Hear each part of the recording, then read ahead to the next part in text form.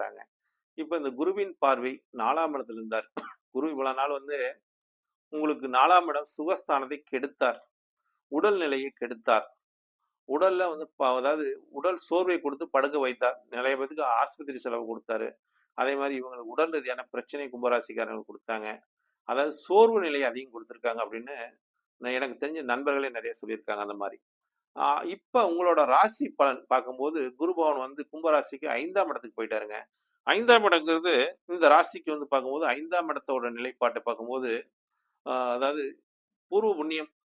பூர்வ புண்ணியம் என்று சொல்லக்கூடிய இடத்துல நீங்க குரு பகவான் வந்துட்டாவே, பூர்வ புண்ணியத்தினால யோகம், குலதெய்வத்தினால யோகம், உங்களோட குழந்தைங்களால யோகம், குழந்தைங்களுக்கு நல்ல ஒரு எதிர்காலம் இருக்குது அப்படிங்கிற சொல்லக்கூடிய இடத்துலயும் குரு பகவான் இருக்கார்.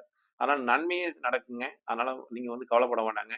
குருவோட பார்வை உங்க ராசியை பார்க்குதுங்க. ஏன்னா, பாக்கியம் பார்வை. ஆனா குருவோட பார்வை பாக்கிய பார்வை 9ஆம் பார்வை.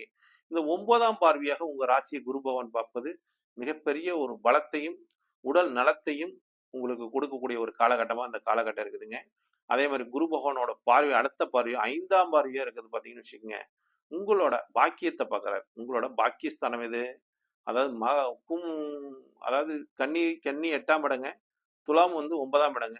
அதாவது 9ஆம் இடத்த 5ஆம் பார்வையா பார்க்குறாரு. அப்ப 5ஆம் பார்வைங்கிறது பாக்கிய பார்வை உங்களுக்கு.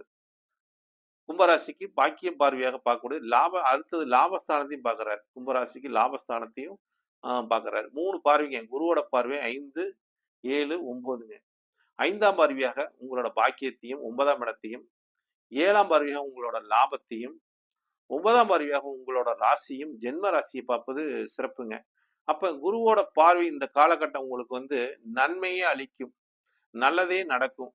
சனி 7 சனி நடந்தா கூட, குடும்ப சனி நடந்தா கூட, குரு பகவான் உங்க ராசியை பார்ப்பதனால தீர்க்கமான ஒரு பலனை வழங்குவார். அதே மாரி பாக்கியத்தையும் ஏற்படுத்துவார். கௌரவத்துக்கு பங்கம் இல்லைங்க. கௌரவத்தை காப்பாத்திக்கலாம் அப்படிங்கிற ஒரு தன்மை இருக்குது. லாபங்கள் கிடைக்கக்கூடிய ஒரு தன்மை இருக்குது. இந்த காலகட்டங்கள் லாபங்கள். எது மூலியமா லாபம் கிடைக்கும் அப்படின்னு கேட்கிறீங்க. கும்பராசிக்காரங்கள் கமிஷன் அடிப்படையில் தொழில் செஞ்சம்போது, கமிஷன் சம்பந்தமான ஒரு தொடர்பு நிலையெல்லாம் ஒரு ஏற்றுமதி, இறக்குமதி, இங்கிருந்து ஒரு பொருள வாங்கி, ஒரு வெளியிருந்து ஒரு பொருள வாங்கிட்டு வந்து நம்ம வியாபாரம் பண்ணும்போது, அதிலிருந்து ஒரு கமிஷன் அடிப்படையில ஒரு லாபம் கிடைக்கும். ஒரு பொருள மாத்தி விடும்போது லாபம் கிடைக்கும்.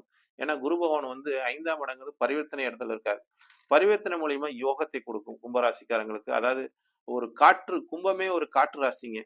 பிரபஞ்சத்தோட ராசிங்க. அப்ப இவங்கலாம் வந்து ஒரு பார்சல் ஒரு கம்பெனி ஒரு பார்சல் ஒரு வாங்கி மாத்துறது, ஒரு பார்சல் சர்வீஸ் கம்பெனி, அ ஒரு ஜெராக்ஸ் கடை, ஒரு இதெல்லாம் வந்து ஒரு உதிரி பாகங்களா வாங்கி வச்சு விக்கிறது. இந்த மாரி ஒரு